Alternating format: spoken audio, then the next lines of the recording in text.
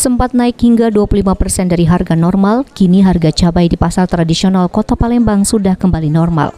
Meski beberapa jenis cabai tertentu masih berada di angka yang lebih mahal.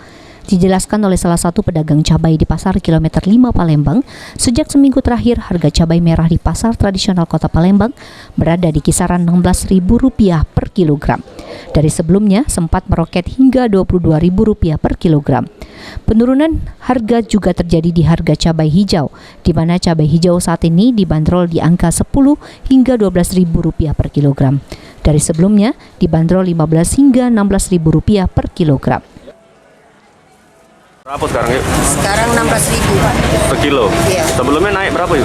Sebelumnya pernah 20 sampai 22. Itu harga 16.000 itu turun ya? Iya, normal ya? Normal. Kayaknya lah normal dalam minggu ini. Kalau cabai hijau katanya turun juga? Iya, turun. Berapa itu? 12.000, 10.000. Itu normal? Normal. Normal. Sebelumnya? Sebelumnya ya pernah 15, 16. Meski cabai merah dan cabai hijau kini berada di harga normal, namun jenis cabai burung kini mulai merangkak naik di kisaran Rp28.000 per kilogram, dari harga normal di kisaran Rp20.000 per kilogram. Sandi Pratama, PAL TV.